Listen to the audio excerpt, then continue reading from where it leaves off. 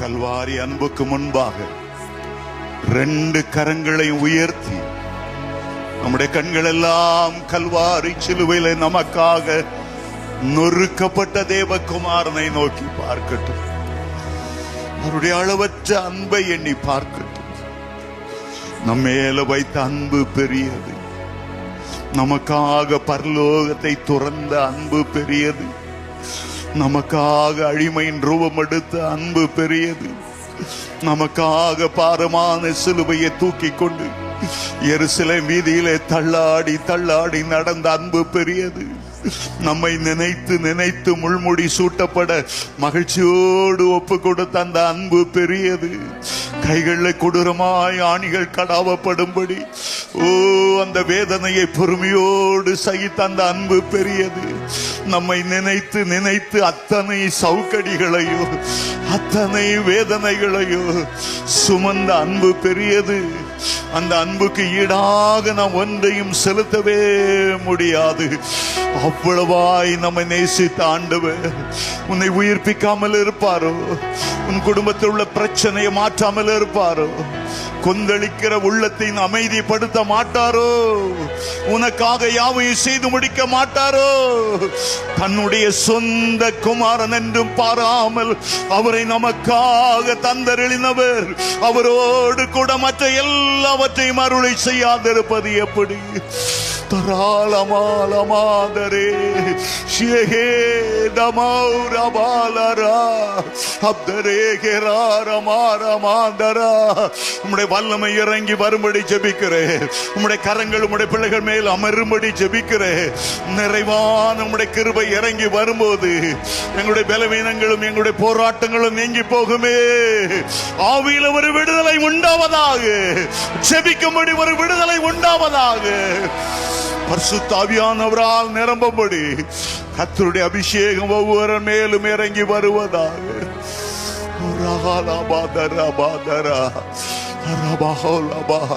கர்த்தர் உனக்கு கொடுத்த தாளந்துகளை, கர்த்தர் உனக்கு கொடுத்த ஆவியின் வரங்களை நீ அனல் மூட்டி எழுப்பி விட மாட்டாயா? நீ கர்த்தருக்காக பயன்பட மாட்டாயா? நீ கர்த்தருக்காக எழும்பி பிரகாசிக்க மாட்டாயா? கர்த்தருக்காக தீர்க்க தரிசனம் உரைத்து கர்த்தர் ஜீவிக்கிறார் என்று நிரூபிக்க மாட்டாயா?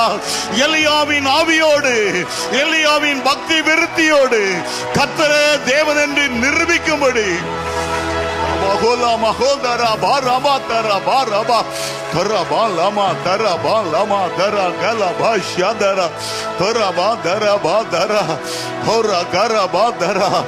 ஏசாயாவின் நாவை அக்கினி குரடால் தொட்டது போல எங்களுடைய ஒவ்வொருடைய நாவையும் அக்கினி குரடால் தொடுவீராக. ஒரு உயிர் மீட்சி உண்டாவதாக. உங்களுடைய பிள்ளைகள் அக்கினி ஜுவாலையாய் மாறுவார்களாக. விழுந்து விழுந்து எழும்புகிற அனுபவம் அல்ல. அனலும் இல்லாமல் குளிரும் இல்லாமல் தள்ளாடுகிற அனுபவம் அல்ல. ரெண்டு நினைவுகளால் குந்தி குந்தி நடக்கிற அனுபவங்கள் அல்ல. கர்த்தருக்காக வைராக்கியமாய் எழும்பும்படி, கழுகளை போல சட்டைகளை அடித்து எழும்பும்படி கர்த்தருடைய ஆவியானவரே, உலர்ந்த எலும்புகளை உயிர்ப்பிக்கிறவரே, தேவசேனையாய் மாற்றுகிறவரே,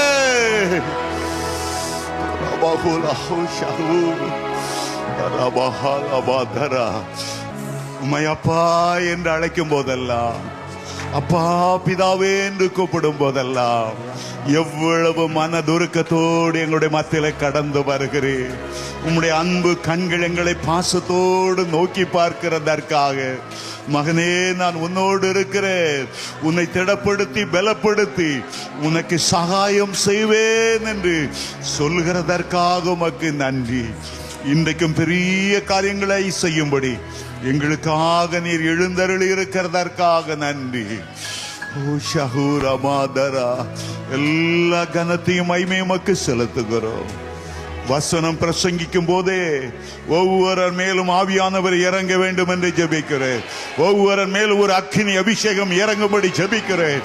தீர்க்க தரிசன வரத்தை அனல் மூட்டி எழுப்பி விடுகிறோம் ஆண்டவரே, இயேசுவின் மூலம் பிதாவே. கர்த்தருடைய சமூகத்துக்கு வந்திருக்கிற உங்களை நிச்சயமாகவே ஆண்டவர் ஆசீர்வதிப்பார்.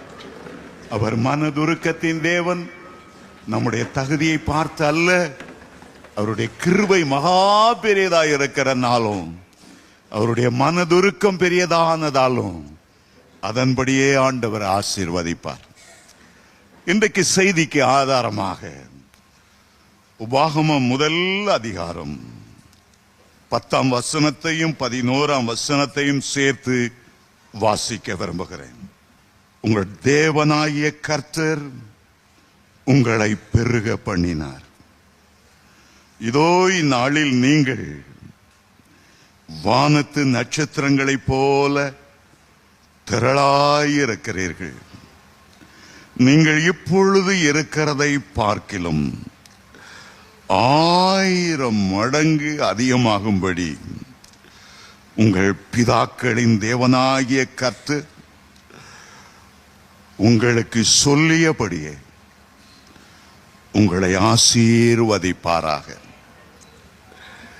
ஆண்டவர் எப்போது நம்மை ஆசீர்வதிக்க விரும்புகிறவர், அவருடைய பிள்ளைகளை உயர்த்தி மேன்மைப்படுத்த விரும்புகிறவர், எளியவனை புழுதியிலிருந்து எடுத்து உயர்த்தி சிங்காசனத்தில் அமர பண்ணுகிறவர், ராஜாக்களோடு அமர பண்ணுகிறவர்.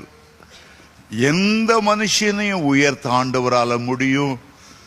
நிச்சயமாய் உங்கள் ஒவ்வொருவரையும் நீங்கள் இன்றைக்கு இருக்கிற நிலைமையை பார்க்கலாம் அவர் 1000 மடங்கு ஆசீர்வதிப்பாராக.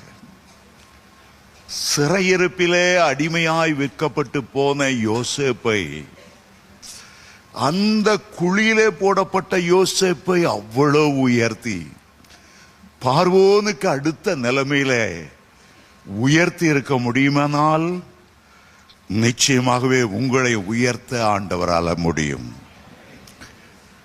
தாவீது ஆடுகளை மேய்த்து கொண்டிருந்தவர் தான். வனாந்தரங்களிலே சிங்கங்கள் மத்தியிலும் கரடிகள் மத்தியிலும் தன்னுடைய ஆடுகளை பாதுகாக்க போராடினவர் தான். ஆனால் அந்த தாவீதை உயர்த்தி உயர்த்தி ராஜாவாக ஒரு பெரிய தேசத்தின் அவ்வளவு மேன்மையாய் உயர்த்த ஆண்டவரால கூடுமானால் ஏன் உங்களை உயர்த்த அவரால முடியாது? சிறையிருப்பிலே பாபிலோனுக்கு அடிமையாய் போன தானியேலை அவ்வளவு உயர்த்தி பல ராஜாக்களுக்கு பிரதம மந்திரியாய் அவரை பயன்படுத்த முடியுமானால் ஏன் உங்களை பயன்படுத்த முடியாது? இங்கே மோசே பக்தன் ஒரு பக்கத்தில் ஏற்கனவே உள்ள ஆசீர்வாதத்தை சொல்லுகிறார். இனிமேல் ஆண்டவர் எப்படி உங்களை ஆசீர்வதிக்க போகிறார் என்பதையும் சொல்லுகிறார். 10ஆம் வசனத்தை நாம் வாசித்த போது, எப்படி ஆபிரகாமை வானத்து நட்சத்திரங்களைப் போல ஆசீர்வதித்திருக்கிறார், நீங்கள் திரளாய் இருக்கிறீர்கள். உங்கள் தேவனாகிய கர்த்தர் உங்களை பெருக பண்ணினார். இதோ இந்த நாளில் நீங்கள் வானத்து நட்சத்திரங்களைப் போல திரளாய் இருக்கிறீர்கள். ஏற்கனவே கிடைத்த ஆசீர்வாதம். ஆனால் இப்பொழுது அவர் சொல்லுகிறார், நீங்கள் இப்பொழுது இருக்கிறதை பார்க்கிலும் 1000 மடங்கு அதிகமாகும்படி உங்கள் பிதாக்களின் தேவனாகிய கர்த்தர் உங்களுக்கு சொல்லியபடியே உங்களை ஆசீர்வதிப்பாராக. ஒரு புறஜாதி மக்கள் மத்தியில் வந்த தீர்க்கதரிசியாகிய பிலேயாம் தம்முடைய பிள்ளைகளை ஆண்டவர் எப்போது ஆசீர்வதிக்கவே ஆவலாய் இருக்கிறார் என்பதை கண்டார். இஸ்ரவேலை ஆசீர்வதிப்பதுதான் தேவனுடைய சித்தம் பிரியமாயிருக்கிறது என்று எண்ணாகமம் 24ஆம் அதிகாரம் 1ஆம் வசனத்தில் சொன்னார்.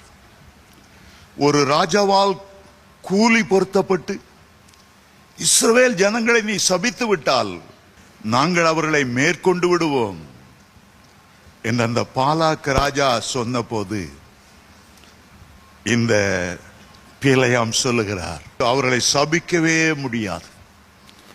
அவர்கள் தேவனால ஆசீர்வதிக்கப்பட்டவர்கள். ஆண்டவர் அவரை ஆசீர்வதிக்க சித்தமாய் இருக்கும்போது நீ திரளான பொன்னையும் வெள்ளியும் கொட்டி கொடுத்தாலும் அவர்களால் என்னை சபிக்கவே முடியாது. நீங்க கர்த்தருடைய பிள்ளைகளானால் உடைய பெயர்கள் ஜீவ புத்தகத்தில் எழுதப்பட்டிருக்கும் என்றால், நீங்கள் கர்த்தருடைய பரலோக குடும்பத்தில் பிறந்திருப்பீர்கள் என்றால், எந்த வல்லமை உங்களை மட்டம் தட்ட முடியாது, உங்களை சபிக்க முடியாது, உங்களை மேற்கொள்ளவும் முடியாது, உங்களுக்கு விரோதமாய் பில்லி சுனியம் செய்யவும் முடியாது. கர்த்தர் உங்களை 1000 மடங்கு ஆசீர்வதிக்க விரும்புகிறார். இன்றைக்கு என்ன ஆசீர்வாதம் உங்களுக்கு இருக்கிறதோ 1000 மடங்கு உங்களுடைய வருமானத்தை ஆசீர்வதிப்பார், அப்பத்தையும் தண்ணீரையும் ஆசீர்வதிப்பார். நீங்கள் மேலாக விளங்குவீர்கள். இது கர்த்தருக்குரிய பிள்ளைகளுக்குரிய வல்லமையான சுதந்திரமாய் இருக்கிறது. தேவ ஜனங்களை ஆசீர்வதிக்கும்படியாகவே 12 கோத்திரத்திலே ஒரு கோத்திரத்தை ஆண்டவர் தெரிந்தெடுத்தார். அவர்கள் லேவி கோத்திரம். அவர்கள் தேவ ஜனங்கள் கூடி வரும்போதெல்லாம் என்ன சொல்லி ஆசீர்வதிக்க வேண்டும் என்பதையும் என்னாகமம் 6ஆம் அதிகாரத்தில் 24, 25ஆம் வசனத்தில் ஆண்டவர் சொன்னார். தேவ ஜனங்கள் கூடி வரும்போதெல்லாம் நீ என்ன சொல்லணும்? கர்த்தர் உங்களை ஆசீர்வதித்து காக்க கடவர். அவர் தம்முடைய திருமுகத்தை உங்கள் மேல் பிரகாசிக்க பண்ணி உங்கள் மேல் கிருபையாய் இருக்க கடவர். தம்முடைய முகத்தை உங்கள் மேல் பிரசன்னராக்கி உங்களுக்கு சமாதானத்தை கட்டளையிட கடவர். உங்களை காக்க கடவர், கிருபையாய் இருக்க கடவர், சமாதானத்தை கட்டளையிட கடவர். இந்த 3 காரியங்களையும் சொல்லி ஆசீர்வதிக்கணும்னு சொன்னார். புதிய ஏற்பாட்டுக்கு வரும்போது அங்கேயும் 3 காரியங்களை சொல்லி தேவ ஜனங்களை ஆசீர்வதிக்க வேண்டும். இந்த 3 காரியங்கள் கிருபை, அன்பு, ஐக்கியம். ஆகவேதான் நாம் கூட்ட முடிவிலே நம்முடைய கர்த்தராகிய இயேசுவின் கிருபை கிருபை கிருபை, அவர் மூலமாகத்தான் கிருபையும் சத்தியமும் இந்த பூமிக்கு வந்தது. கிறிஸ்துவனுடைய கிருபை சொல்லுகிறோம். 2வது பிதாவினுடைய அன்பை பற்றி சொல்லுகிறோம். 3வது பரிசுத்தாவியின் ஐக்கியத்தை குறித்து சொல்லுகிறோம்.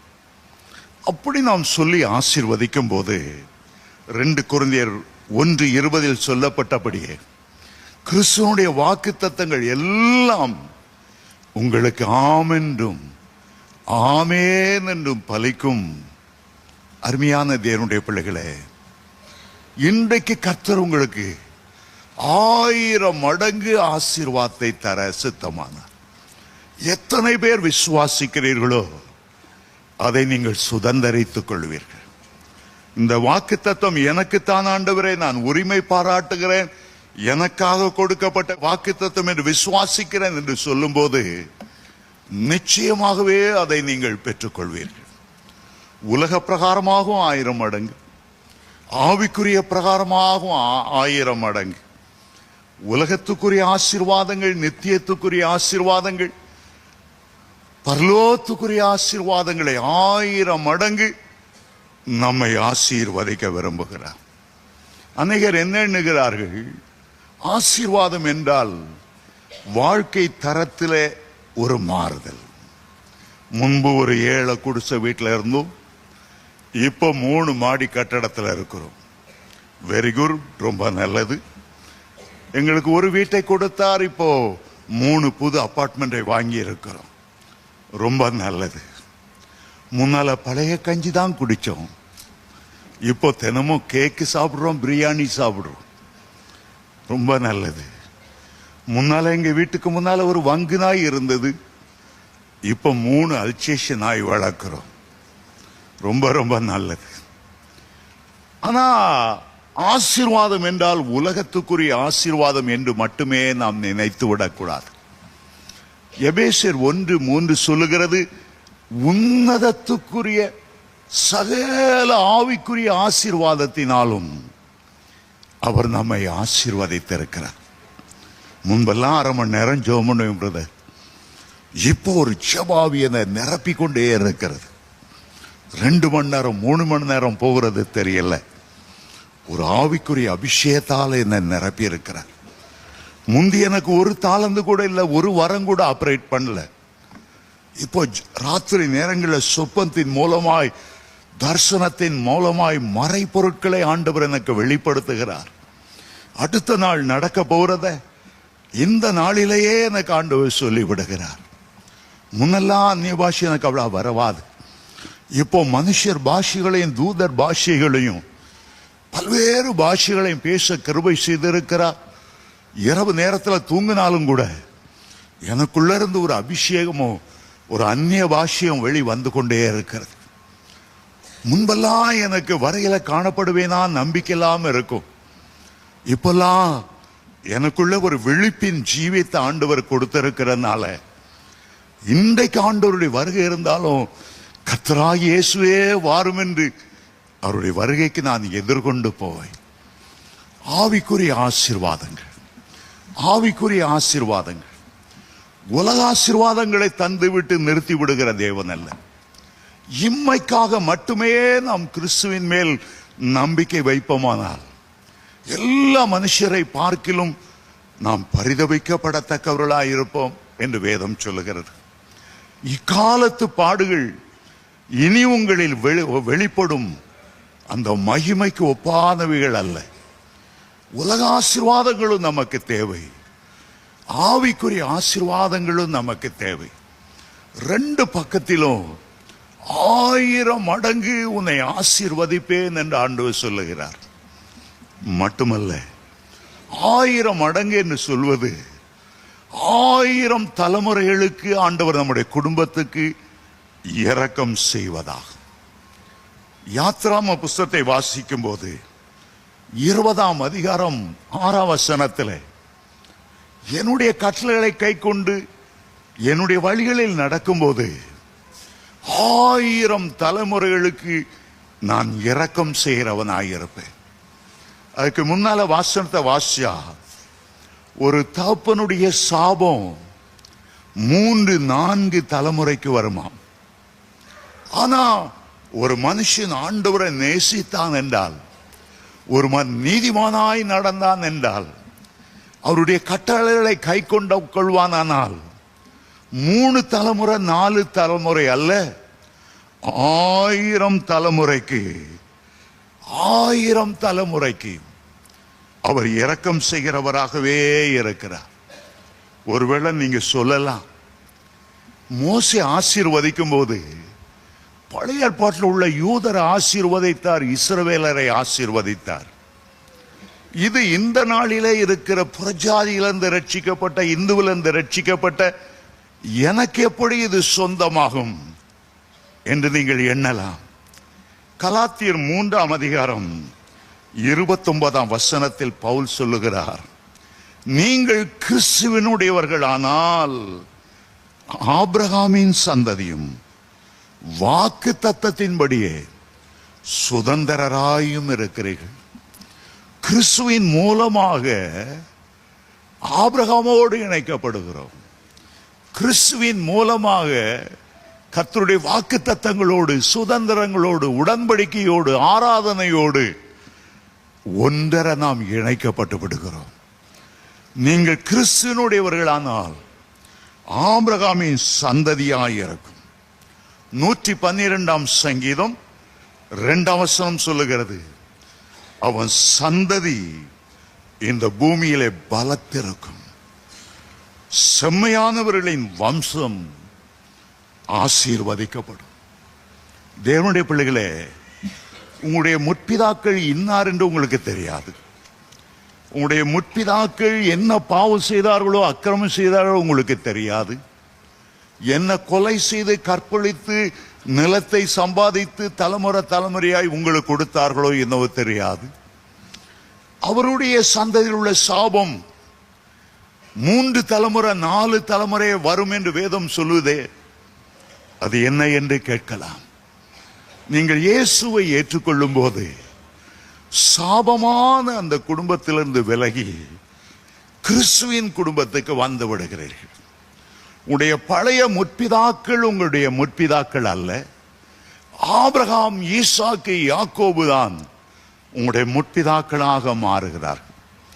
உலக பிரகாரமாய் உங்களுடைய சகோதர சகோதரிகள் உடன்பிறப்புகள் இருந்தாலும் கர்த்தருடைய குடும்பத்தில், கர்த்தருடைய சபையில் இதோ சகோதரர்கள் ஒருமித்து வாசம் பண்ணுகிறது. எத்தனை நன்மை, எத்தனை இன்பமானது. ஆகவே கர்த்தருடைய குடும்பத்தில் வரும்போது தேவ பிள்ளைகள் தான் நமக்கு சகோதர சகோதரிகளாய் மாறுகிறார்கள். ஊழியக்காரர் தான் நம்முடைய உறவினர்களாய் மாறுகிறார்கள். அது ஒரு பெரிய ஆசீர்வாதம்.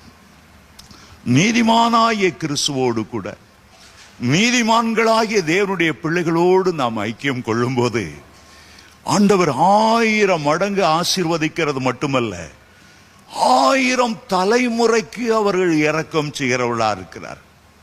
நம்முடைய பிள்ளைகளுடைய பிள்ளைகளுக்கு கிறிஸ்துவின் மூலமாய் அந்த ஆசீர்வாதம் நமக்கு வருகிறது. அது ஆபிரகாமின் ஆசீர்வாதமானாலும், தாவீதின் ஆசீர்வாதமானாலும், கிறிஸ்துவின் ஆசீர்வாதமானாலும் அது உங்களுக்குள்ளே கடந்து வருகிறது. சங்கீதக்காரன் சொன்னார், நான் இளைஞனாய் இருந்தேன், முதிர் வயது உள்ளவனானேன். நிறைய குடும்பத்தை நான் பார்த்தேன். ஆனா நீதிமானுடைய சந்ததி அப்பத்துக்கு இறந்து திரிந்ததை நான் பார்த்ததே இல்லை என்று சங்கீதம் 37:25 சொல்லுகிறார். எத்தனை 1000 குடும்பங்களை அவர் பார்த்தாரோ தெரியல. நீதிமானுடைய சந்ததி அப்பத்துக்கு இறந்து தெரிந்ததே இல்லை. 1725 ஒரு வல்லமையான ஊழியக்காரர் ஜோனதான் எட்வர்ட்ஸ் என்று பெயர். அவருக்கு திருமணமானது. அவருடைய மனைவி பெயர் சாராள். உங்களுக்கு 11 பிள்ளைகள். அவர் பகலெல்லாம் ஊழியம் செய்வார். இரவில் வரும்போது பிள்ளைகளை அரவணைத்து மேஜையில 11 பிள்ளைகளையும் தூக்கி வைத்து அவர்களோடு சந்தோஷமாய் பேசுவார். ஒவ்வொரு நாளும் வேத வசனத்தின்படி பிள்ளைகளை அவர் ஆசீர்வதிப்பார். பிள்ளைகளுக்கு சன்மார்க்க நிறைய கொடுப்பார். இரவிலே படுக்க போகும்போது அவர் மேல தன்னுடைய கையை வைத்து பரிசுத்தாவின் வல்லமையால நிரம்பி இருக்கும்படி அவர் ஜெபிப்பார். ஒரு சரித்திர ஆசிரியர் அவருடைய பிள்ளைகளுடைய பிள்ளைகள் 5 தலைமுறையாய் அந்த பிள்ளைகள் என்ன செய்தார்கள்? 1900 வருஷத்தில் ஏறக்குறைய 275 வருஷங்கள் கழித்து அவருடைய சந்ததியெல்லாம் ரூட் எடுத்து கவனித்து பார்த்தபோது அந்த குடும்பத்தில் நிறைய சயின்டிஸ்ட் வந்தார்கள். அந்த குடும்பத்தில் நிறைய நீதிபதிகள் வந்தார்கள். நிறைய அட்வொகேட்ஸ் வந்தார்கள். அந்த குடும்பத்திலிருந்து 300 வல்லமையான தேவனுடைய ஊழியக்காரர்கள் எழும்பினார்களாம். அவருடைய பிள்ளைகளுடைய வாழ்க்கையெல்லாம் சமாதானமும் சந்தோஷமும், பல உலக பிரகாரமான வேலை செய்து கொண்டிருந்தாலும் கர்த்தருடைய ஊழியத்தை செய்து வந்தார்கள். அதில் ஒருவர் அமெரிக்க தேசத்தின் உதவி ஜனாதிபதி என்கிற நிலைமையில அவர் அவ்வளவு உயர்ந்தார். ஒரு நீதிமான் நிமித்தம் கர்த்தருடைய சந்ததி முழுவதையும் ஆசீர்வதிக்கிறார். சில ஆண்டுகளுக்கு முன்பாக நான் தூத்துக்குடி போன போது தனசிங் என்று பெயருடைய ஒருவருடைய வீட்டுக்கு போனேன். அவர் சொன்னார், பிரதர், ஒவ்வொரு நாளும் என்னுடைய பிள்ளைகளோடு சேர்ந்து நான் குடும்ப ஜெபம் செய்வேன். ஒவ்வொரு நாளும் என் பிள்ளைகள் படுத்த பிறகு படுக்கை அருகில முழங்கால் படியிட்டு ஆண்டவருடைய பாதுகாப்பு என் பிள்ளைகளுக்கு வேண்டும் என்று சொல்லுகிறது மட்டுமல்ல, என் பிள்ளைகள் எல்லாம் கர்த்தரை பற்றி அறிவில வளரணும். ஒவ்வொரு நாளும் ஒவ்வொரு பிள்ளையுடைய தலையில கை வைத்து ஜெபிக்காம நான் படுக்க போவதில்லை. இன்றைக்கு என் பிள்ளைகள் எல்லாம் ரொம்ப படித்து கர்த்தரை நேசித்து பெரிய உத்தியோகத்தில் இருந்தாலும் ஊழியம் செய்து கொண்டிருக்கிறார்கள். ரொம்ப சந்தோஷமாய் அதை சொன்னார். அவருடைய பிள்ளைகளை எனக்கு தெரியும். ஒருவர் பெரிய எஸ்டேட்ல உயர்ந்த நிலைமையில் இருந்தார். அங்கே எழுப்புதல் கூட்டம் நடத்தும் போது என்னை அழைத்திருந்தார். ஒவ்வொரு பிள்ளைகளையும் ஆண்டவர் எப்படி ஆசீர்வதித்தார்.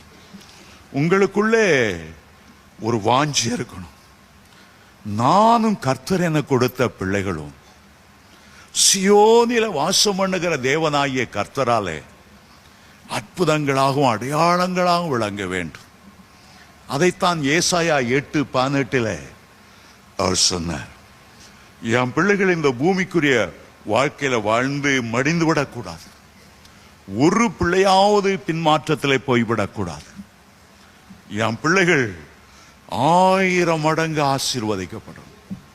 நம்முடைய தேவனாகிய கர்த்தர் நம்முடைய முற்பிதாக்களுக்கு சொன்னபடியே நீங்கள் இன்றைக்கு இருக்கிற நிலைமையை பார்க்கிலும் 1000 மடங்கு ஆசீர்வதிக்கப்படுவீர்களாக.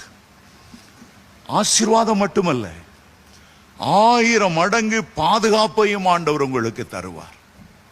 91ஆம் சங்கீதம் 7ஆம் வசனம் சொல்லுகிறது, உன் பக்கத்தில் 1000 பேரும் உன்னுடைய வலது புறத்திலே 10,000 பேர் விழுந்தாலும் அது உன்னை அணுகாது. உன்னுடைய கண்களினால் மாத்திரம் நீ அதை பார்த்து துன்மார்க்கனுக்கு வரும் பலனை காண்பாய். எனக்கு அடைக்கலமாயிருக்கிற உன்னதமான தேவனை உனக்கு தாபரமாய் கொண்டாய். ஆகவே பொல்லாப்பு உனக்கு நேரிடாது, வாதை உன் கூடாரத்தை அணுகாது. உன்னை காக்கும்படி உனக்காக கர்த்தர் தம்முடைய தூதர்களுக்கு கட்டளையிடுவார். தூதர்களின் எண்ணிக்கையை சொல்லும் போது எபிரேயர் 12:22 வாசித்தால் 1000 10,000 தூதர்கள் இருக்கிற பரலோக குடும்பத்துக்கு நீங்கள் வந்து சேர்ந்திருக்கிறீர்கள். அதிலே 1000 என்ற வார்த்தை சொல்லுகிறார். 91ஆம் சங்கீதத்திலும் உன் பக்கத்தில் 1000 உன்னுடைய வலது பார்சத்தில் 10,000 விழுந்தால் அங்கேயும் 1000 என்று சொல்லுகிறார். ஒரு 1000 மடங்கு பாதுகாப்பு, 1000 மடங்கு பாதுகாப்பு. நம்முடைய ஆண்டவரை பற்றி சொல்லும் போது, இயேசு கிறிஸ்துவை குறித்து உன்னத பாட்டிலே வர்ணிக்கும் போது, அவர் 1000 பேரிலும் 10,000 பேரிலும் சிறந்தவர். அந்த தேவனாகிய கர்த்தர் முற்றிலும் அழகுள்ளவர். அந்த பரலோக ராஜா முகமெல்லாம் மகிமை பொருந்தினதாய் இருக்கிறது. அவருடைய முகம் சூரியனை போல பிரகாசித்தது என்று வெளிப்படுத்தல் 1ஆம் அதிகாரம் 14ஆம் வசனத்திலிருந்து வாசிக்கிறோம். 1000 10,000 பேரிலும் சிறந்த அவர். நமக்காக அவர் என்ன செய்தார்? இந்த பரலோகத்தை துறந்தார், அடிமையின் ரூபம் எடுத்தார். தன்னுடைய பிள்ளைகள் மாம்சமும் இரத்தமும் உடையவராக இருக்கிறபடியால் அவர் மாம்சமும் இரத்தமும் உடையவராய் மாறினார். வேதம் சொல்லுகிறது 2 கொரிந்தியர் 8ஆம் அதிகாரம் 9ஆம் வசனத்தில், அவர் ஐஸ்வர்யவானாயிருந்தும் அவருடைய தரித்திரத்தினாலே நாம் ஐஸ்வர்யவான்களாகும்படி நம்முடைய நிமித்தம் அவர் தரித்திரரானாரே. அவ்வளவு அழகுள்ளவர். 1000 பேரிலும் 10,000 பேரிலும் சிறந்தவர். சிலுவையிலே முற்றும் சிதைக்கப்பட்டவராய் மாறினார். அவருக்கு அழகும் இல்லை, அவருக்கு சௌந்தரியமும் இல்லை. அவரை பார்க்கும் போது விரும்பத்தக்க ரூபமே இல்லாத அளவு, மனுஷனை பார்க்கிலும் அவருடைய முகம் இவ்வளவு அந்த கேடு அடைந்தபடினால் அநேகர் அவரை பார்த்து பிரமிப்படைந்தார்களாம். அழகான முகம், 1000 பேரிலும் 10,000 பேரிலும் சிறந்த முகம் சிலுவையிலே சிதைக்கப்பட்டது. அவருடைய தாடி மயிர் வெட்டி பிடுங்கப்பட்டது. அவருடைய முகத்தை எச்சிலுக்கும் அவர் மறைக்கவில்லை என்று வேதம் சொல்லுகிறது. அவருடைய முகம் நமக்காக அவ்வளவு சாபமாகி அவ்வளவு அந்த கேடு அடைந்ததின் காரணம், அந்த 1000 பேரிலும் 10,000 பேரிலும் சிறந்தவர் தன்னுடைய அழகை நமக்கு கொடுக்க சித்தமானார். தேவ சாயலை நமக்கு கொடுக்க சித்தமானார். மாத்திரமல்ல, அவர் அவ்வளவு ஐஸ்வர்ய சம்பந்தனாயிருந்தும், பரலோக ஐஸ்வர்யம் முழுவதும் அவருக்குரியதாயிருந்தும், பூமிக்கு கீழே அவ்வளவு தங்கச் சுரங்கம், அவ்வளவு வைரச் சுரங்கங்களுக்கு உரியவராயிருந்தும், கடலிலே கோடிக்கணக்கான முத்துக்களுக்கு சுதந்திரவாளியாயிருந்தும், நாம் ஐஸ்வர்யவான்களாகும்படி இன்றைக்கு இருக்கிற நிலைமை பார்க்கிலும் 1000 மடங்கு நாம் மென்மேலும் உயரும்படி நமக்காக அவர் தரித்திரரானார். திருவிருந்து ஆராதனையில பங்கு பெறும் போதெல்லாம் அந்த கல்வாரியின் தியாகத்தை நாம் நினைக்கிறோம். அவர் முகம் சிதைக்கப்பட்டதை நினைக்கிறோம். ஏசாயா தீர்க்கதரிசி சொல்லுகிறார் 53ஆம் ஏசாயா புத்தகத்திலே, எங்கள் மூலமாய் கேள்விப்பட்டதை விசுவாசித்தவன் யார்? கர்த்தருடைய புயம் யாருக்கு வெளிப்பட்டது? அவர் இளங்கிளையை போலவும் வறண்ட நிலத்திலிருந்து துளிர்க்கிற வேரை போலவும் எழும்புகிறார். அவருக்கு அழகும் இல்லை, அவருக்கு சௌந்தரியமும் இல்லை. அவரை நாம் பார்க்கும்போது விரும்பத்தக்க ரூபம் அவருக்கு இல்லாதிருந்தது. அவர் அசட்டை பண்ணப்பட்டவரும், மனுஷரால் புறக்கணிக்கப்பட்டவரும், துக்கம் நிறைந்தவரும், பாட அனுபவித்தவருமாய் இருந்தார். அவரை விட்டு நம்முடைய முகங்களை மறைத்து கொண்டோம். அவர் அசட்டை பண்ணப்பட்டிருந்தார். மெய்யாகவே அவர் நம்முடைய பாடுகளை ஏற்றுக்கொண்டு நம்முடைய துக்கங்களை அவர் சுமந்தார். நாமோ அவர் தேவனால் அடிபட்டு வாதிக்கப்பட்டு சிறுமைப்பட்டவர் என்று எண்ணினோம். நம்முடைய மீறுதல் நிமித்தம் அவர் காயப்பட்டு, நம்முடைய அக்கிரமங்களின் நிமித்தம் அவர் நொறுக்கப்பட்டார். அந்த நொறுக்கப்படுதல் மூலமாக, நொறுக்கப்பட்டு சிந்தின இரத்தத்தின் மூலமாக நாம் எல்லாரும் ஆவிக்குரிய ஐஸ்வர்யவான்களாய் மாறும்படி, பாவ மன்னிப்பு என்கிற ஐஸ்வர்யம், ரட்சிப்பின் சந்தோஷம் என்கிற ஐஸ்வர்யம், நித்திய ஜீவன் என்கிற ஐஸ்வர்யம், பரலோகத்தின் அபிஷேகம் என்கிற ஐஸ்வர்யம், ஆவியின் வரங்களாக அபிஷேக கிருபையின் ஐஸ்வர்யம், மகிமையின் ஐஸ்வர்யம், இரக்கங்களின் ஐஸ்வர்யத்தை நாம் பெறும்படி அவ்வளோ ஐஸ்வர்யம் உள்ள அவர் நமக்காக தரித்திரரானார். சத்திரத்தில் கூட அவருக்கு இடமில்லை, தரித்திரரானார். நரிகளுக்கு குழிகள் இருந்தது, ஆகாயத்து பறவைகளுக்கு கூடுகள் இருந்தது. அவருக்கு தலை சாய்க்க இடமில்லை, அவர் தரித்திரரானார். அடக்கம் பண்ணுவதற்கு கூட சொந்தமான கல்லறை அவருக்கு இல்லை. ஏன் அவ்வளவு தியாகம் செய்ய வேண்டும்? உங்கள் மேல் வைத்த அன்பு, என் மேல் வைத்த அன்பு, எல்லாவற்றையும் உரிந்து கொள்ள அவர் விட்டு விட்டார். அவருடைய வஸ்திரத்தை கூட சீட்டு போட்டு எடுக்கும்படி வஸ்திரத்தையும் கூட விட்டு விட்டார். அனாதை போல மாறி உங்களோடு இருந்து உங்களை ஆசீர்வதிக்கும்படி, நீங்கள் இன்றைக்கு இருக்கிற நிலைமையை பார்க்கிலும் 1000 மடங்கு உங்களை ஆசீர்வதிக்க அவர் சித்தமானார்.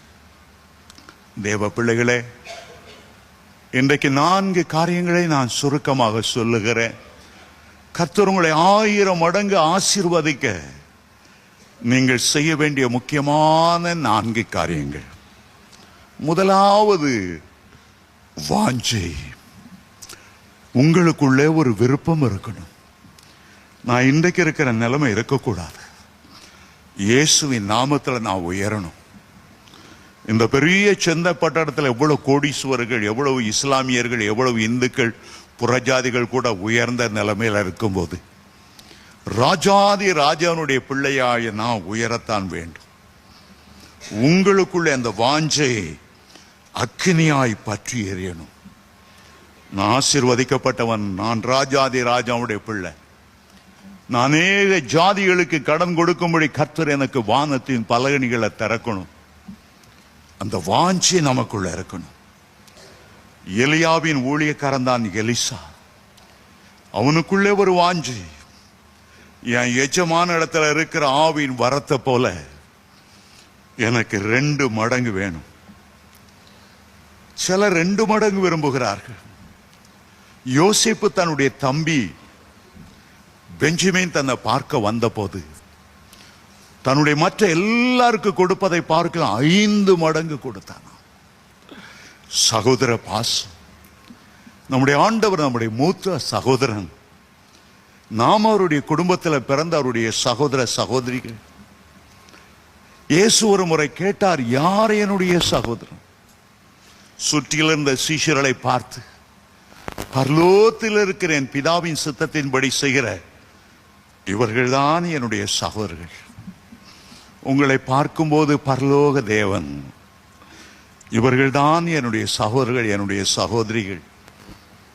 ஆகவே என் சகோதரர்களுக்காக என் இரத்தத்தை சிந்தி கொடுக்கிறேன். யோசேப்பு அந்த இரத்த பாசத்தோடு தன்னுடைய தாய்க்கு பிறந்த அந்த பென்யமீனுக்கு 5 மடங்கு ஆசீர்வாதத்தை கொடுத்தார். சிலருக்கு ஆண்டவர் 10 மடங்கு ஆசீர்வாதம் கொடுக்கிறார். தானியேலை குறித்து சொல்லும்போது, கர்த்தருக்காக தானியேல் வைராக்கியமாய் இருந்தார். ராஜாவின் போஜனத்தாலும் திராட்சை ரசத்தாலும் நான் தீட்டுப்படவே மாட்டேன். அதனாலே ஆண்டவர் பாபிலோனுடைய எல்லா ஞானிகளுக்கும் 10 மடங்கு அதிகமான ஞானத்தை கொடுத்தார். அவருடைய முகங்கள் மற்ற எல்லாருடைய முகத்தை பார்க்கிலும் களையுள்ள முகங்களாய் இருந்தன. சிலரை ஆண்டவர் 100 மடங்கு ஆசீர்வதிக்கிறார். சிலர் விதைக்கும் போது 30, 60, 100 விளைந்தது. ஈசாக்கை ஆண்டவர் ஆசீர்வதிக்கும் போது அந்த நிலத்தில் அவன் விதைத்தான் 100 மடங்கு அறுவடை செய்ய ஆண்டவர் கிருபை பாராட்டினார். ஆனால் மோசே ஆசீர்வதிக்கிறார் 2 மடங்கல்ல, 5 மடங்கல்ல, 10 மடங்கல்ல, 30, 60, 100 மடங்கல்ல, 1000 மடங்கு உங்களை ஆசீர்வதிப்பாராக. அருமையான தேவனுடைய பிள்ளைகளே, முதலாவது கர்த்தர் என்ன ஆசீர்வதிக்கணும், அந்த வாஞ்சை இருக்கணும். நான் கர்த்தருடைய ஆசீர்வாதத்துக்கு சுதந்திரவாளி, அவருடைய வாக்கு தத்தத்துக்கு சுதந்திரவாளி. என் ஆண்டவருடைய வாக்கு தத்தங்கள் எல்லாம் கிறிஸ்து இயேசுவுக்கு ஆம் என்றும் ஆமேன் என்றும் இருக்கிறது. அந்த விருப்பத்தை பார்க்கிறார். அவருடைய தயவுள்ள சித்தத்தின்படியே நமக்குள்ள விருப்பத்தை உருவாக்குகிறார். ஆபிரகாமுக்கு ஒரு விருப்பத்தை உண்டாக்க வேண்டும் என்றுதான் இரவு நேரத்தில் தனியாய் ஊருக்கு வெளியே அழைத்து கொண்டு போய், நட்சத்திரங்களை பார், உன்னுடைய சந்ததி அவனமாய் இருக்கும். ஒரு பிள்ளைன்னு கேட்டுக்கொண்டு வராதே, ஒரு பெரிய சந்ததியை உனக்குள்ளே நான் வைக்க சித்தமானேன், ஒரு பெரிய ராஜாக்களை உனக்குள்ளே உருவாக்க சித்தமானேன், நீ தேவ ஜனமாய் மாறுவாய். ஆபிரகாமை ஆண்டவர் அதற்காகத்தான் கடற்கரைக்கு அழைத்து கொண்டு போனார். அவனுடைய தரிசனத்தின் எல்லையை பெரிதாக்கி, கடற்கரை மணலை போல உன்னுடைய சந்ததி இருக்கும். கடற்கரை போல உள்ள சந்ததி, மணலை போல உள்ள சந்ததி பூமிக்குரிய ஆசீர்வாதங்களை, வானத்து நட்சத்திரங்கள் எல்லாம் உன்னதத்துக்குரிய, ஆவிக்குரிய, நித்தியத்துக்குரிய சந்ததிகள். 2 விதமான ஆசீர்வாதத்தை. சிலர் எப்போதும் பொருளாதார ஆசீர்வாதம், உலகத்துக்குரிய ஆசீர்வாதத்தையே. மற்றவங்க பில்டிங்ல கை வைத்து இயேசுவின் நாமத்தில் எனக்கு சொந்தமாகட்டும், மற்றவங்க கார்ல கை வைத்து இயேசுவின் நாமத்தில் எனக்கு சொந்தமாகட்டும். அது பொருளாசை என்று பெயர். ஏன் மற்றவங்க மேல இது கை வைக்கிறா? மற்றவன் பொருள் மேல ஆசைப்பட வேண்டிய ஆண்டவங்களுக்கு பிராண்ட் நியூ காரை கொடுக்க வல்லவரா இருக்கும் போது ஊரா வீட்டு கார்ல போய் என் கை வைத்து இயேசுவின் நாமத்தில்னு கேட்கிறா. இன்றைக்கு கர்த்தருடைய ஆசீர்வாதம் தரமங்கி கீழாக போய்விட்டது. ஆவிக்குரிய ஆசீர்வாதத்தை பேச மாட்டேன்றாங்க. உலக ஆசீர்வாதத்தை விட 1000 மடங்கு, கோடி மடங்கு கர்த்தர் தருகிற அபிஷேகமும், நித்திய ஜீவனும், உலகம் தராத சந்தோஷமும், சமாதானமும், அது எவ்வளோ மேன்மையானது. முதலாவது உங்களுக்கு வாஞ்சி இருக்கணும். 2வதாக, இந்த ஆசீர்வாதங்களை தருகிற கர்த்தர் மேல் உங்களுடைய வாஞ்சி வைக்கணும். அவருடைய வசனத்தின் மேல், அவருடைய வாக்கு தத்தத்தின் மேல். என்னை ஆசீர்வதிக்கிறவர் என்னுடைய ஆண்டவர், என்னை உயர்த்துகிறவர் என்னுடைய ஆண்டவர். ஆபிரகாமை பார்த்து சோதம் ராஜா ஒரு முறை சொன்னான், கொள்ளை பொருளை எல்லாம் நீர் எடுத்துக்கொள்ளும், ஜனங்களை மட்டும் எனக்கு கொடுத்தால் போதும். எவ்வளோ கொள்ளை பொருள். ஆபிரகாம் சொன்னார், ஒண்ணு எனக்கு தேவையில்லை, நாளைக்கு நீ சொல்லி காட்டுவா. நான் கொடுத்துதான் அவன் பணக்காரனானா? அவன் கல்யாணம் கட்டும் போது இவ்வளோ டவுரி வேணும், இவ்வளோ ரொக்கம் வேணும், நாற்பட்டில் அள்ளுன்னு அள்ளு. நான் கர்த்தர் அவனை ஆசீர்வதிச்சார். என் வயிற்ற பிழிஞ்சி, என் ரத்தத்தை பிழிஞ்சி இவ்வளவு டவுரி கொடுத்தேன். மாமனார் கொடுக்கிற டவுரி இவரெல்லாம் நிற்காது. கர்த்தர் கொடுக்கிற ஆசீர்வாதமே நிரந்தரமான ஆசீர்வாதம். சிலர் மாமனாரை பிழிய நினைத்து கர்த்தருடைய ஆசீர்வாதத்தை இழந்து போறாங்க. எனக்கு தெரியும், ஒரு பெரிய ஆடிட்டர், அவர் அப்படித்தான் மாமனாரை பிழிஞ்சிட்டாரு. ரொம்ப வேதனை, அவருடைய குடும்பத்தில் சமாதானம் இல்லை. ஒரு நாள் அவருக்கு சொன்னேன், உங்க மாமனாரா சந்தோஷமா உங்களுக்கு கொடுத்தா வாங்குங்க, அதுக்கு மேல நீங்க எவ்வளவு லட்சம் கேட்டீங்கன்னு கேட்டேன். அவர் சொன்னார், எங்க அப்பா அப்படி கேட்டு வாங்கிட்டார். ஓ, அப்பா மேல பழி போடாத, இப்ப நீ சம்பாதிக்கிறல்ல, ஆடிட்டரா இருக்கல்ல, வட்டி முதல்ல சேர்ந்து உங்க மாமனார்கிட்ட மன்னிப்பு கேட்டு கொடுத்துரு. அப்பதான் ஆண்டவர் பரலோகத்தின் பலகணிகளை உனக்கு திறக்க முடியும். ஹல்லேலூயா. உண்மையாய் அவர் கணக்கு பார்த்து தான் மாமனாருக்கு திருப்பி கொடுத்தார். அவர் சந்தோஷமா கொடுத்தது 5 லட்சம், இவரா பிழிஞ்சு வாங்கினது இன்னும் 5 லட்சம். வட்டி முதலும் சேர்த்ததை திருப்பி கொடுத்த பிறகுதான் அந்த குடும்பத்தில் ஒரு ஆசீர்வாதம். சின்ன சின்ன உலக பொருள் மேல ஆசைப்பட்டு பரலோகத்தின் அபிஷேகத்தையும் கிருபையும் வரங்களையும் அந்த நித்திய ஜீவனையும் கர்த்தர் கொடுத்திருக்கிற பரலோக மாளிகைகளும் கைவேலை இல்லாத நித்திய நகரமும் அந்த ஆசீர்வாதங்களை நம்ம இழந்து போகக்கூடிய நித்திய ஆசீர்வாதம். உடைய உள்ளத்தை கர்த்தர் மேல வையுங்க. ஆண்டவரை பார்த்து சொல்லுங்க, வாஞ்சையெல்லாம் நீர்தான்ப்பா.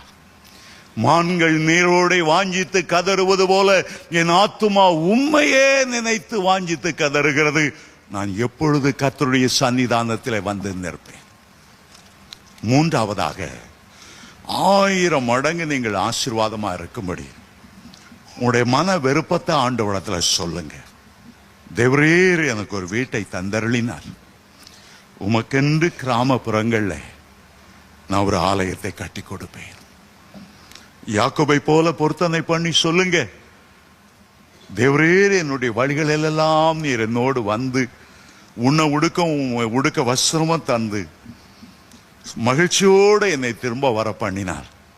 நான் எல்லாவற்றிலும் தசமா பார்க்க கொடுப்பேன். ஒரு பொருத்தனையோடு ஜெபம். உடைய தீர்மானத்தை ஜெபத்தில் சொல்லுங்க. மத்தேயு 7:7 சொல்லுகிறது, கேளுங்கள் தரப்படும். மூல பாஷையில பார்க்கும்போது உனக்கு தரப்படுகிற வரையிலும் நீ கேட்டுக்கொண்டே இரு. லூக்கா 18:1 சோர்ந்து போகாமல் எப்பொழுதும் ஜெபம் பண்ண வேண்டும் என்று ஆண்டவர் சொன்னார். கொரியா தேசத்துக்கு போன போது அங்கே சாதாரணமா 5 பேர் இருந்த ஒரு சின்ன சபை இன்னைக்கு 13 லட்சம் அங்கத்தினர்களாய், அதே போதகர் தான் 5 பேரோடு இருந்த சபையை இன்றைக்கு 13 லட்சமாய் வளர செய்திருக்கிறார். 3 முறை கொரியாவில் உள்ள எழுப்புதலை பார்ப்பதற்காக போயிருந்தேன். அவர் சொன்னார், நம்முடைய சபை உலக பிரகாரமாகவும் ஆவிக்குரிய பிரகாரமாகவும் முன்னேறுவதற்கு பார்லிமெண்ட்ல எங்களுடைய சபை மெம்பர் எம்பிகளா 30 பேர் இருக்கிறாங்க. விடிய காலம் 5 மணிக்கு ஜெபத்துக்கு சர்ச்சுக்கு வந்துருவாங்க.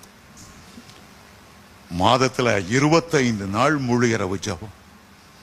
எங்க எழுப்புதலுக்கு 3 காரணம். 1 ஜெபம், 2 ஜெபம், 3 ஜெபம். உங்களுடைய விண்ணப்பத்தை வெறும் ஆசையோட நிறுத்தி விடக்கூடாது. 1000 மடங்கு ஆசீர்வதிச்சா எப்படி இருக்கும்? நான் இப்ப 25,000 ரூபாய் சம்பாதிக்கிறேன், 1000 பெருக்கி பார்க்கிறேன், அப்பா 25 லட்சம். அப்படி பூரிச்சு ஹார்ட் அட்டாக் வந்துடக்கூடாது. உள்ளத்துல நிறுத்துகிற ஜெபத்துல ஆண்டவர்கிட்ட கேட்கும் போது, நீ சொன்னீரப்பா, நான் சொல்ல, வேதத்துல நீர் எழுதி வைத்திருக்கிறீர், மோசே பக்தன் அப்படி ஆசீர்வதித்திருக்கிறார், 1000 மடங்கு என்னை ஆசீர்வதி. ஆண்டவர் அப்படியே ஆசீர்வதிப்பார். நேரமில்லாதபடி சுருக்கி சொல்லுகிறேன். 4ஆவதாக, பரிசுத்த ஆவியானவரோடு உங்களுடைய வாஞ்சை இணைத்து விடுங்க. இன்றைக்கு ஆவியானவர் நமக்கு கொடுக்கப்பட்டிருக்கிறார். ஆவியானவர் மூலமாய் உன்னதத்துக்குரிய ஆசீர்வாதங்கள் அவ்வளவற்றையும் பெற்றுக் கொள்ளுகிறோம். ஆவியானவர் மூலமாகத்தான் தாளந்துகள், ஆவியின் வரங்கள் எல்லாம் நமக்கு பொழிந்தருளப்படுகிறது. பேதுரு சாதாரண ஒரு மனிதன், அபிஷேகத்தால நிரம்பின பின்பு அப்போஸ்தலர் 2:14 சொல்லுகிறது, ஒரு பிரசங்கம் பண்ணுகிறார், 3000 பேர் ரட்சிக்கப்பட்டாங்க. 1000 மடங்கு ஆசீர்வாதம் உபாகமம் 1:11 வாசிக்கிறோம். ஆனா ஒவ்வொரு பிரசங்கம் 3000, எல்லாம் 1000 தான் பெருகுகிறது. அடுத்த பிரசங்கம் பண்ணுகிறார் 5000, அடுத்த பிரசங்கம் பண்ணுகிறார் எண்ண முடியாதபடி போய்விட்டது. திரளான ஜனங்கள் தினம் ஆண்டவர் சபையில சேர்த்து கொண்டே வருகிறார். கர்த்தர் உங்களையும் அப்படி அபிஷேகத்தால் நிரப்புவார். உங்களுடைய ஊழியத்திலும் நல்ல பலனை ஆண்டவர் கட்டளையிடுவார். இன்றைக்கு உள்ளத்துல நிறுத்தி கொள்ளுங்க. இன்றைக்கு இருக்கிற நிலைமை பார்க்கிலும் 1000 மடங்கு கர்த்தர் உங்களை ஆசீர்வதிக்க விரும்புகிறார். நீங்கள் அதை எப்படி ஏற்றுக்கொள்கிறீர்கள் என்பதை ஆண்டவருக்கு சொல்லுங்க. ஆண்டவரே, விசுவாசிக்கிற எந்த மனுஷனை உயர்த்தமால கூடும், என்னை உயர்த்தமால முடியும். நான் அநேக ஜாதிகளுக்கு ஒரு ஆவிக்குரிய தகப்பனாக தாயாக விளங்கும்படி என்னை ஆசீர்வதிக்கும் என்று கேளுங்கள். எழுந்து நிற்போம். கர்த்தர் தம்முடைய கரத்தை உங்கள் மேல் வைத்து அப்படியே ஆசீர்வதிப்பாராக. தேவ ஜனங்கள் ஆசீர்வதிக்கப்பட்டிருக்கணும். உலகத்தாரின் ஆசீர்வாதங்களை பார்க்கிலும் கர்த்தருடைய ஆசீர்வாதங்கள் கோடி கோடி மேன்மையானது. உங்களுக்குள்ளே அப்படிப்பட்ட ஒரு வாஞ்சி இருக்கட்டும். கர்த்தர் மேல் ஒரு வாஞ்சி, ஆசீர்வாதத்தின் மேல் ஒரு வாஞ்சை, அபிஷேகத்தின் மேல் ஒரு வாஞ்சை, ஜெப ஆவியின் மேல் ஒரு வாஞ்சை, அக்கினி ஜுவாலையாய் மாற வேண்டும் என்ற ஒரு வாஞ்சை உங்களுக்குள்ளே இருக்கும்போது கர்த்தர் நிச்சயமாகவே உங்களை ஆசீர்வதிப்பார். கரங்களை கர்த்தருக்கு நேராய் உயர்த்தி கொள்ளுவோம். எலிசாவுக்கு ஒரு வாஞ்சி இருந்தது. எலியாவை பார்த்து சொன்னார், உண்மையில இருக்கிற ஆவியின் வரம் இரட்டிப்பாய் எனக்கு வேணும். அவர் வேண்டிக் கொண்டபடியே கர்த்தர் அப்படி ஆசீர்வதித்தார். யாபேஸ் என்ற ஒரு பக்தனை குறித்து வேதம் சொல்லுகிறது. யாபேஸ் என்றால் துக்கம் நிறைந்தவனாய் இருந்தான். ஒரு நாள் ஆண்டவரிடத்துல வந்து, தேவரீர் என்னை ஆசீர்வதித்து என் எல்லைகளை விரிவாக்கி உம்முடைய கரம் என்னோடு இருந்து தீங்கி என்னை துக்கப்படுத்தாதபடி அதற்கு விலக்கி காத்தருள். அவன் வேண்டிக் கொண்டதை கர்த்தர் அருளி செய்தாராம். உங்களுக்கு அருளி செய்யாமல் இருப்பாரோ? உங்களுடைய துயரத்தை மாற்ற மாட்டாரோ? இத்தனை கோடிக்கணக்கான மக்கள் நல்ல பொசிஷன்ல இந்த சென்னை பட்டணத்தில் இருக்கும்போது அவர்களை பார்க்கிலும் சிறந்த வேலை உனக்கு தராமல் இருப்பாரோ? உத்தியோக உயர்வை தராமல் இருப்பாரோ? தன்னுடைய சொந்த குமாரன் என்றும் பாராமல் அவரை நமக்காக தந்தருளினவர் எல்லாவற்றையும் உங்களுக்கு தந்தருள்வது அதிக நிச்சயம் அல்லவா? அவர் ஐஸ்வர்ய சம்பந்தனாய் இருந்தும் நீங்கள் ஆசீர்வதிக்கப்படும்படி, ஐஸ்வர்யவான்களாகும்படி உங்களுக்காக அவர் தரித்திரர் ஆனாரே, பாரமான சிலுவையை சுமந்தாரே. உங்களை ஆசீர்வதியாமல் இருப்பது எப்படி? தன் சிலுவை சுமந்ததை நினைவு கூர்ந்து அவர் உங்களை ஆசீர்வதிக்கவே ஆசீர்வதிப்பார். தகப்பனே, உம்முடைய பிள்ளைகள் மேல் உம்முடைய கரம் அமரும்படி ஜெபிக்கிறேன். இன்றைக்கு இருக்கிற பிரச்சனைகளும் போராட்டங்களும் மாறட்டும். இன்றைக்கு இருக்கிற கடன்களும் இன்றைக்கு இருக்கிற வறுமைகளும் மாறட்டும். ராஜாதி ராஜா பிள்ளைகளாக தலை நிமிர்ந்து சாட்சியாய் வாழும்படி வானத்தின் பலகணிகளை திறந்து இடங்கொள்ளாமற் போக மட்டும் உம்முடைய ஜனத்தை ஆசீர்வதிக்கும்படி ஜெபிக்கிறேன்.